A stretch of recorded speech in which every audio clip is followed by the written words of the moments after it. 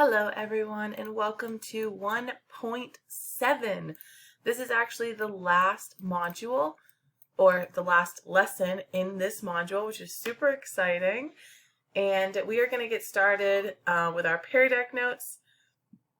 And we're going to be talking about inequalities still, but now inequalities, that have those absolute value bars, right? So remember, absolute value, this is our distance from zero. So whenever there is a number in an absolute value bar, we end up making it positive because distance is always positive. So we're going to look at how to solve inequalities that have absolute value bars. Woo! So push ahead to slide 2. And here, I just want to give you an opportunity and some space to check in on yourself and notice how stressed you're feeling and how you feel like you can participate and focus on this assignment. So there's this purple bar, you can move along the screen.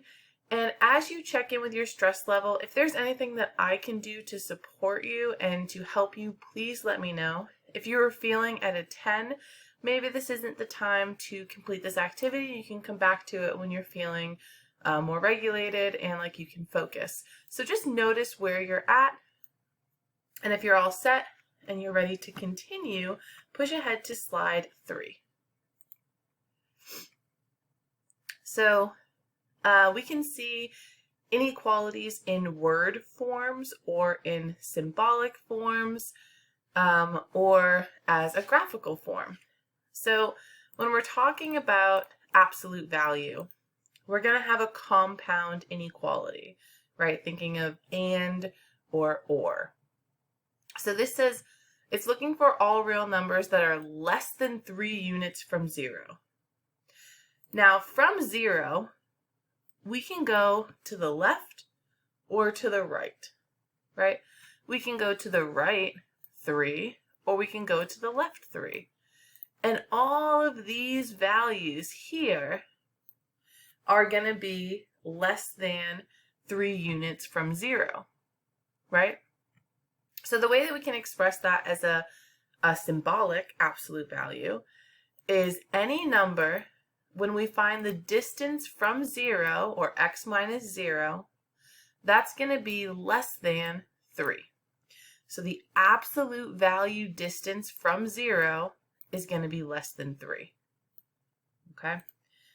If we were to graph this, we would end up having open circles on 3 and -3, and we would be shading this area in between. And we'll talk more about that as we solve inequalities, but just getting a little introduction here to what this looks like. So again, that's because 0 is the middle. We're thinking about how far things are from 0, and they can either be 3 to the right at most, or 3 to the left at most. So all those numbers in that red highlighted area are our solutions. So let's take a look at the next one. Now for this one, we have it in graphical form. And again, we're going from -5 to 5. And so in the middle, in between those two, is that number 0. So we can say this is all real numbers less than 5 units from 0, right? So now our inequality is some number, and we're looking at its distance from 0, and these are closed circles, so it can be less than or equal to 5. Okay. So thinking from that number 0, we could be as much as 5 away from 0 on the right and 5 away from 0 on the left. So just starting to think about what and how we can see these absolute value bars with inequalities. Go ahead to slide 5 when you're ready. And this says all numbers that are less than 5 units from 2. So now we're focusing from this number 2. And we want them to be less than 5 units from 2. So we can go 5 to the right and it's going to be less than that, so we'll put an open circle. Or it could be 5 to the left, and we'll put an open circle there. And we're looking at this space in between. Beautiful. So the distance of some number from 2, we want that to be less than 5. We want that distance to be less than 5. 5 away from that number 2. And we're going to do one more like this. And here we have our symbolic form on slide 6. So x is some number. If we're looking at the difference between some number and the number 1, we want that distance to be more than 3. So if we're looking from 1, more than 3, 1, 2, 3 would be at this number 4. That's 3 to the right of 1. 3 to the left of 1 would be at this number 2. And it's greater than or equal to, so of course we have our solid circles. And we want that distance to be greater than 3, so even further from 1, or even further from -2. This is an example of an OR. So this is all numbers that are more than 3 units from 1. Beautiful. And when you're feeling all set and you have this on your slide, you can push ahead to slide 7 when you're ready. And if you're feeling a little overwhelmed or not sure, don't worry, we're just getting into these. We're going to do a bunch of practice with this throughout the week. So we're just getting a little introduction here. So here's how we solve absolute value inequalities. So the steps are, the first thing we want to do is we want to make sure that we have that absolute value part completely alone. So that's our step 1. Once we have that absolute value bar alone, we can rewrite it as 2 inequalities, okay? So the first one is going to look exactly like we had it. X is less than 3.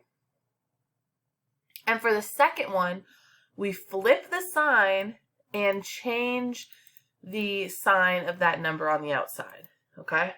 So again, the first one we keep the same, looks the exact same without the absolute value inequality, right? There's this little box here telling us that.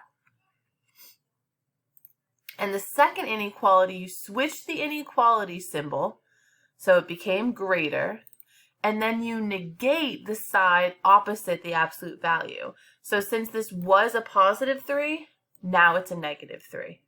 And these become our 2 inequalities. And then we can graph the solution set, just like we were doing before, remembering open or closed circle and direction of lines. And we're going to look at a bunch of examples of this, but this is just a little template that you can use to help you move through these problems, okay?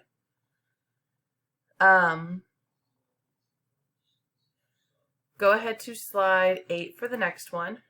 And here's another just little page of notes. Some people say KISS. So when we think of the absolute value inequalities, we can see KISS. So it means keep it, switch, switch. Keep it, switch, switch. So if this is helpful for you to remember, awesome. So first you isolate the absolute value expression. Then you're going to write the problem in 2 cases. The first one you're going to keep the same, but just drop the bars. And the second one, you're switching the inequality and you're switching the sign of the number on the other side. That's the switch, switch. You never mess with the stuff on the inside of the inequality. That is always going to stay just as it is. Then you'll solve both inequalities and then finally graph your solutions. So this may be a helpful little template. If you want, please check it out and do it if that feels good to you. You can use this, and I'll say this and show you as we go through some problems. So if you push ahead to slide 9 next, we can start looking at some problems together.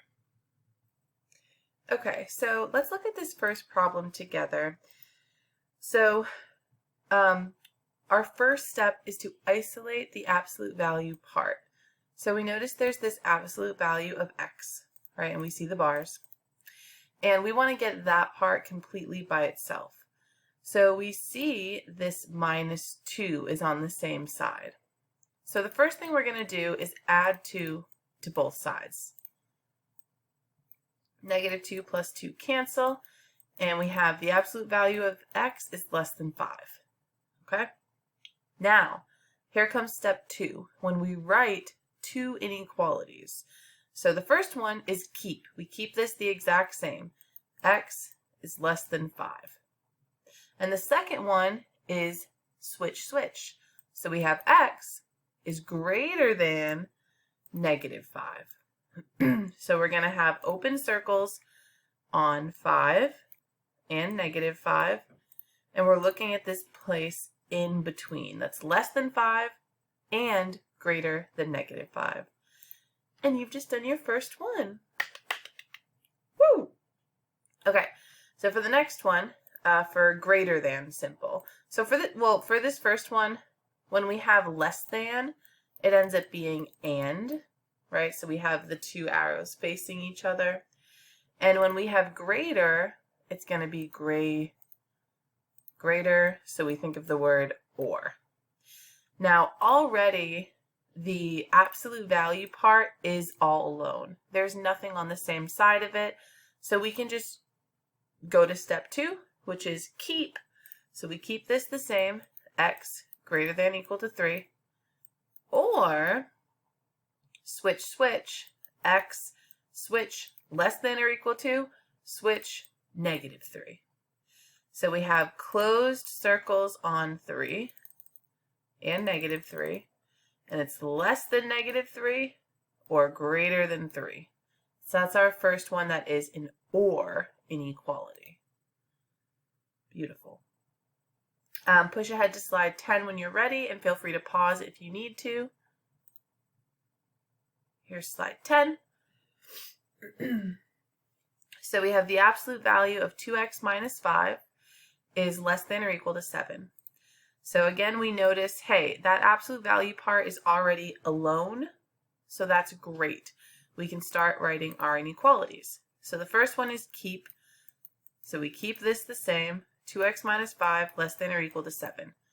It's exactly the same, except we dropped the absolute value bars. Then we have switch. So we can say, and 2x minus 5 is greater than or equal to a negative 7. Hold on. No. Okay. So we switched the absolute value sign and made it greater than or equal to, and we switched that 7 to a negative 7. Perfect.